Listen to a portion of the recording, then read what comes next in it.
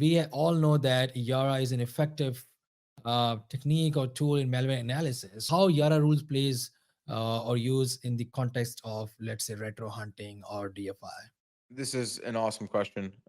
It's something I didn't get a chance to dive into, and I will do now. YARA is an amazing tool, and writing YARA rules to detect malware when you only have the outer file is very difficult in most cases, I would argue. Mm, When we do deep file inspection and we expand these file formats, you are now able to write YARA on any of the derived content. And so one mm, one of the things that we do is we actually tag the file output. So if you want to write a YARA rule that only fires on embedded logic, we can do that. If you want a YARA rule that only fires on semantic content, whether it's from OCR or it's the cells in the spreadsheet or the words in the document, we can do that. And some of this is available. I think if you look at like a virus total intelligence, they have some YARA externals that they add in, like they even give you like sandboxing capability or sandbox checks from the outside.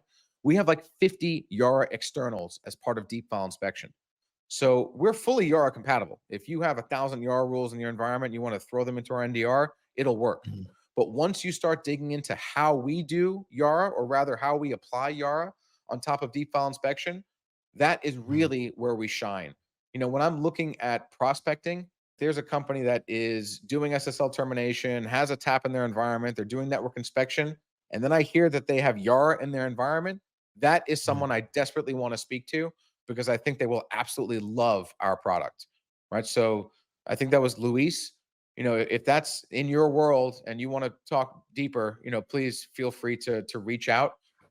We use YARA very heavily, but we allow YARA to be tuned specifically to the slivers that come out of deep file inspection. Of course, it's going to require a mm. little bit more chat than that to explain exactly the technical facets and features there. But overall, understand that you're basically writing YARA that is peering inside of files as opposed to just Mhm. looking at them from the outside.